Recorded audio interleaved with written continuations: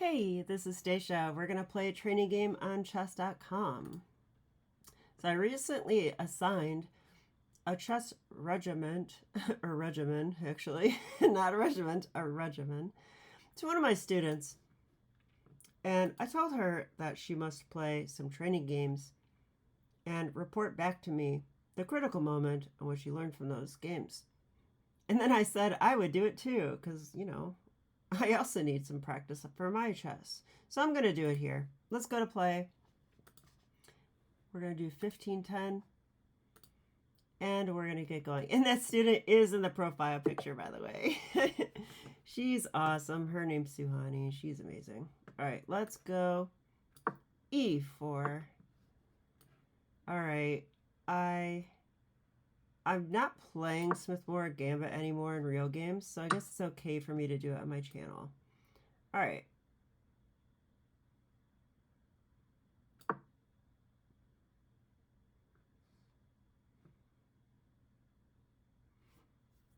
Now I have to remember this is 15 plus 10, so I'm going to try to play the best moves I can, but within reason. I don't want to spend too much time. So in the opening, I should go fairly quick, follow my intuition, unless it's a critical moment. So let's just A6. Okay, that is a real move. Actually, when they go B5, it kind of confuses me, but I probably could figure out what to do because it stops bishop C4. But actually, I'd probably go A4.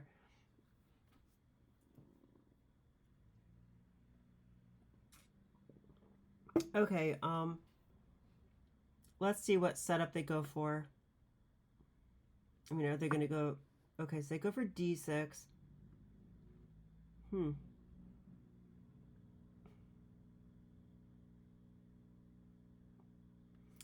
if I castle and they go knight to F6, it's going to go into some interesting stuff that's dangerous for black, but if they navigate it right.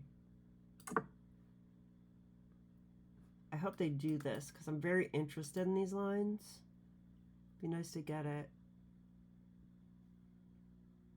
It's also kind of reminding me that I should have looked at it more recently. I studied it though not too long ago, maybe a month ago. So we'll see how much I remember. I don't know why I'm expecting knight to F6. He could also just simply go E6 and adopt the Scheveningen pawn structure. It's a little more solid. Oh, E5 immediately. Wow. Did not expect that. There must be a reason they don't do this too often. And I think the reasons are the typical, like, attack F7, like knight G5 or queen B3. So let's see if...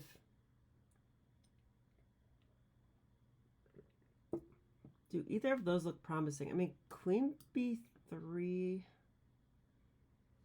Knight A6 is no good. Bishop E6 is no good. And I guess they could go queen E7 or something like that, but that would block the bishop. Queen D7 blocks the other bishop.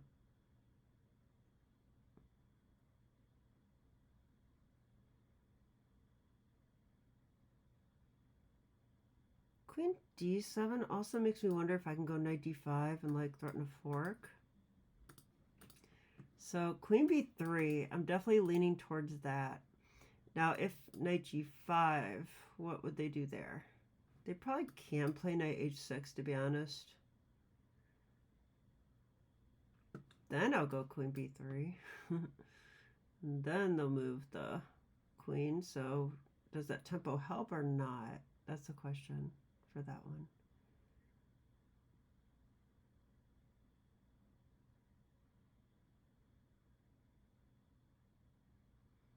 I'm not sure it does help. I think the knight's actually more useful in F3.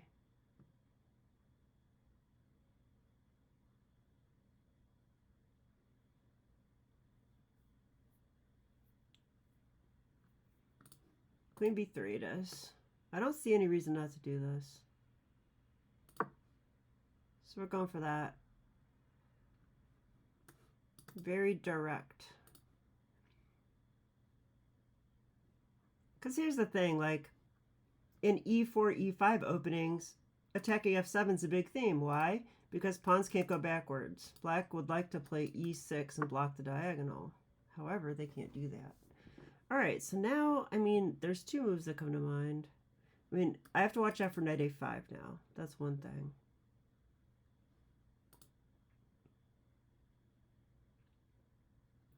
Now, a knight a5, I also, no, because like rook d1's a move here too.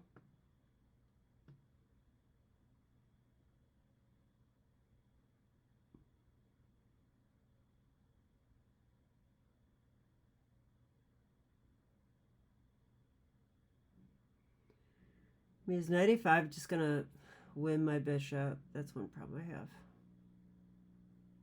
It's like, how do I protect it?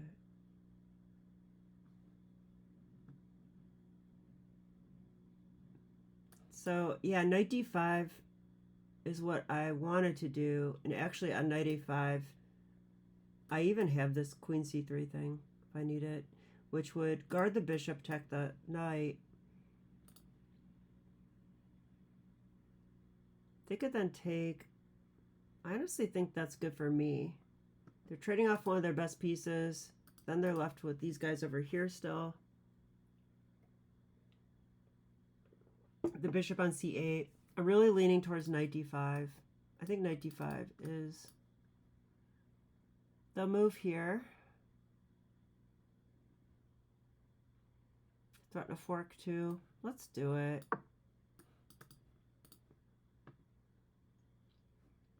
And if knight a5, I do like queen c3. They'll probably take. Then we're also threatening a fork on c7. And then if the position slows down at all, I'll play rook d1 and threaten knight takes c5 because of the pin.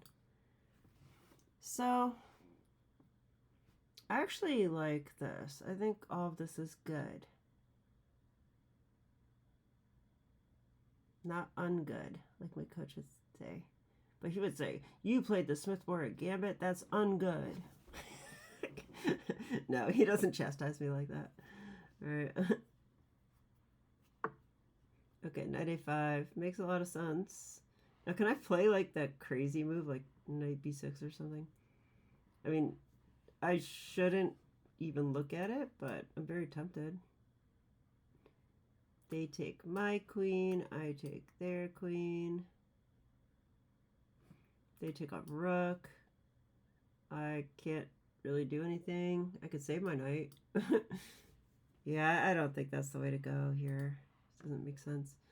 I'm thinking queen c3, like I said, is the right move. Because I'm still threatening knight b6. And I'm attacking the knight. So let's go here.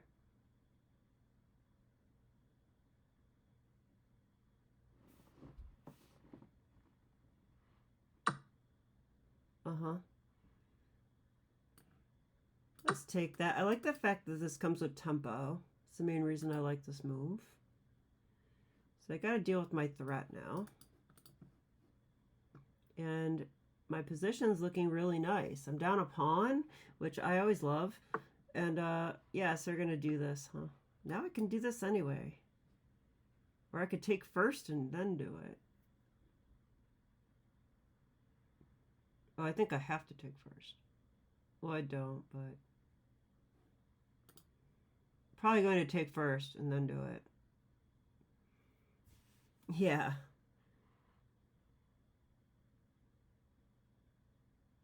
Looks good. I think my knight escapes on b6 too. They knew it was coming. They might resign, you never know. I think I played the opening fairly precise.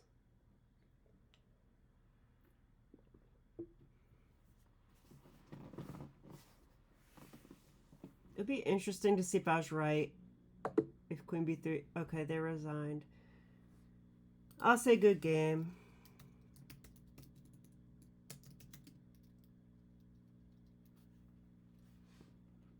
They're probably not too happy. All right, let's go to game review.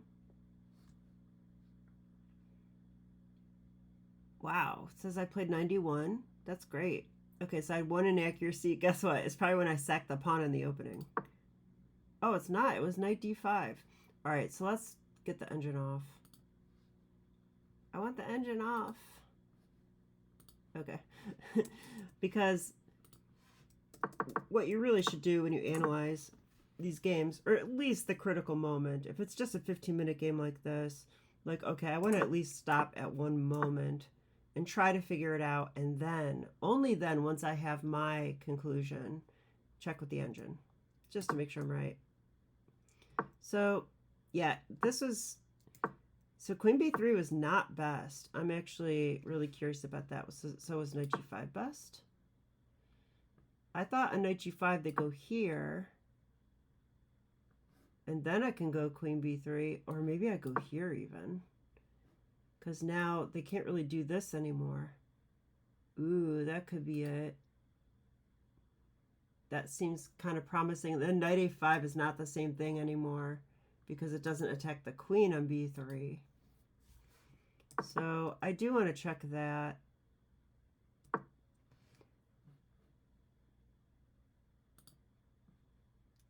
Yeah, knight g5. Well, as you can see, knight g5 and queen b3 were good. And I did know both were good. But I ruled out knight g5 because I thought knight h6. Ooh, actually, queen h5 is the move. Ooh, we're going to learn something here. Queen h5. Oh, wait, queen h5? It attacks f7 again. If they go g6, what are we doing? Queen f3, just like Scholar's Mate. Wow, that's pretty wild. And then they have to go f6. f6 is the best move. And that seems problematic, for sure. Yeah, I was going to say knight e6. Engine likes knight e6 because, you know, you're forking stuff. They probably have to take it. We take back. And now they can go knight d4, attack the queen. Queen h3. We don't care. Have your fun if you like. Queen h3. Why is that so strong? I guess because it just defends the bishop again. And then if they do take it, it's check. And if they block it, no worries. We can now take the knight. Oh, they can't block that way. They must go here. If they do this one, we should retreat. Just queen b3 is fine. Or we can go queen h3 and threaten to win the knight. Also good.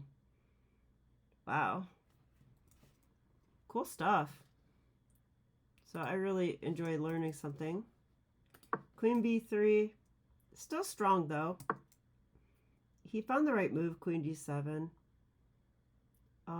Because if you go here, you block this bishop. And I don't think you really have time for all this. So, all right, so knight d5 is what I thought was good. So what would be better here? It's a good question. Probably knight g5. You know, probably. Knight g5. Let's say knight h6 again. And then what?